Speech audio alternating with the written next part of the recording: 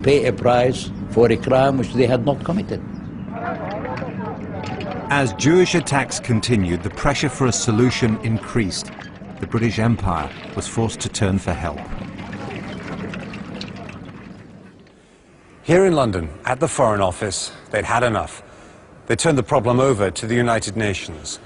The UN voted at the end of November 1947 to partition Palestine into two states, one Jewish and one Arab. The Jews got the best of it. More than half the country, even though they owned around 10% of the land, and there were twice as many Arabs. The Palestinian Arab leadership rejected the plan straight away. This was not going to be settled by diplomacy. In Palestine, the Jews celebrated. Since the 1930s at least, David Ben-Gurion had believed that getting a state was the first priority. But he knew they were going to have to fight for it. At that time, the Jewish population accepted it. And at the night of 29th of November, we all danced in the streets. And we were still dancing when the first news came that some people were killed on the roads. We were shocked by the thing, to see that the country was going to be vivisected. There had been violence between Jews and Arabs before the partition plan, but it escalated fast after the vote. Within a week there was a civil war. The British, counting the days until they could leave, were stuck in the middle.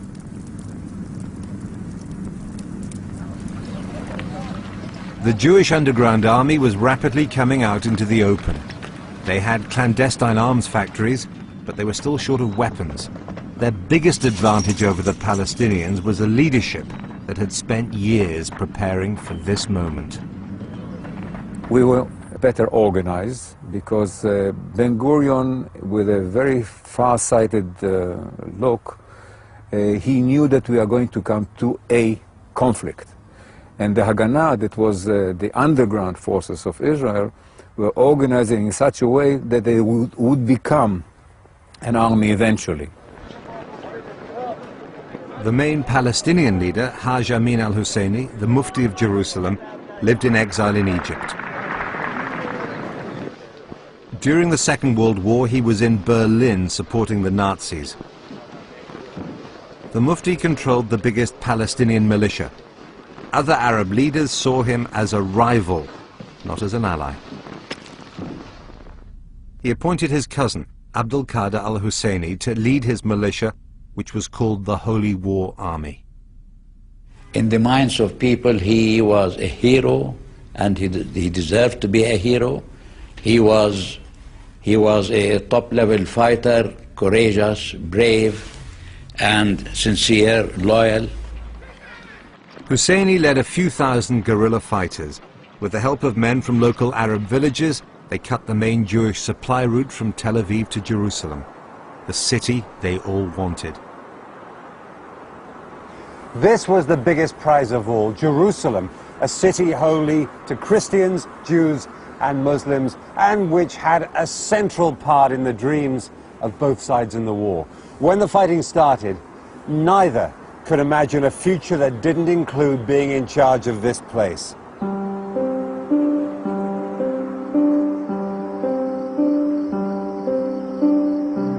In the partition plan, Jerusalem was supposed to be under international control. Neither Arabs nor Jews wanted that. So, once again, in its bloody history, the Holy City was at war.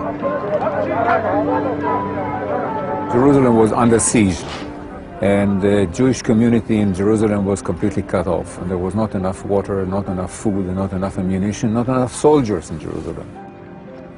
And we used to have convoys going from Tel Aviv to Jerusalem, carrying wheat and water and food and ammunition and so forth. From February 1948, the attacks on the convoys from Tel Aviv to Jerusalem intensified. Arabs controlled the hills overlooking the route. The Haganah constructed improvised armored cars, known as sandwiches, to protect themselves. We fought our way to Jerusalem, fighting vehicle after vehicle, and convoys were almost suicidal operation.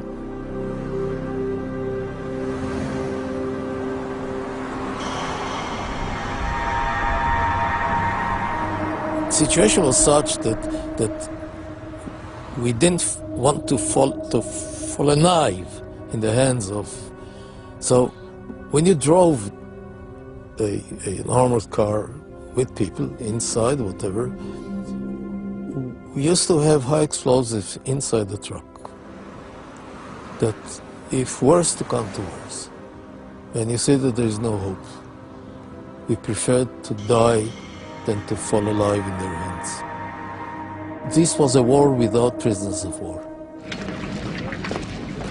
In March 1948, the Jews went on the offensive. Ben-Gurion and his generals adopted Plan D. Its objectives are still the subject of great controversy. Some historians say that Plan D was a blueprint for the ethnic cleansing of Arabs from Palestine. Others say it was simply a military plan for seizing strategic ground, and that there was no political scheme to drive the Arabs out of a future Jewish state. The priority was opening the road to Jerusalem. As the Arab militias didn't coordinate with each other, the Jewish forces were able to pick villages off one by one. The houses were usually blown up.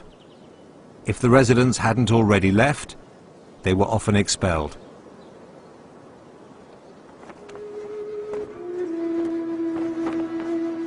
Central to the plan was the capture of Castel, the site of an ancient fortress.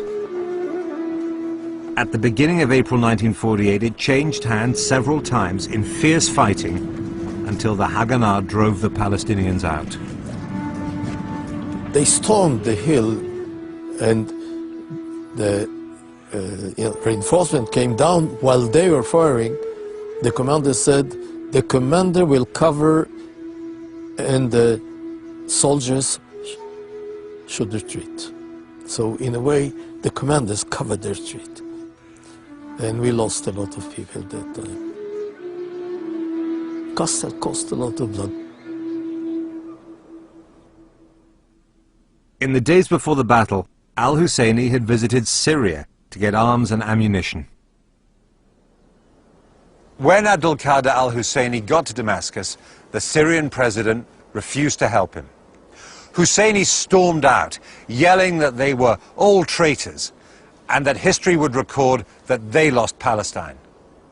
That was the 5th of April 1948.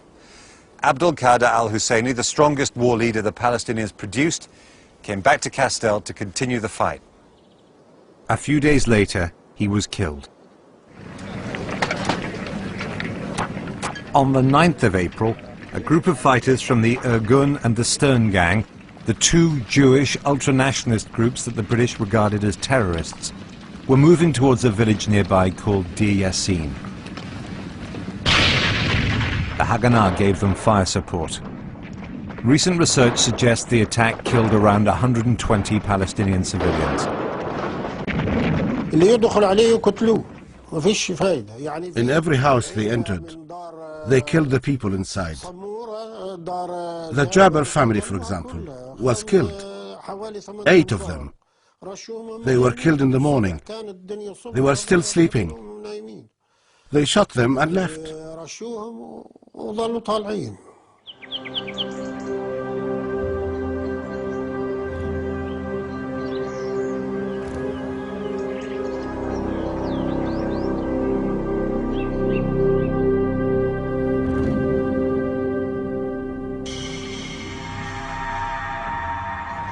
This is from a report written by Itzhak Levy, who was commander of the Haganah Intelligence Service in Jerusalem, dated 12th of April 1948, which is 3 days after it happened.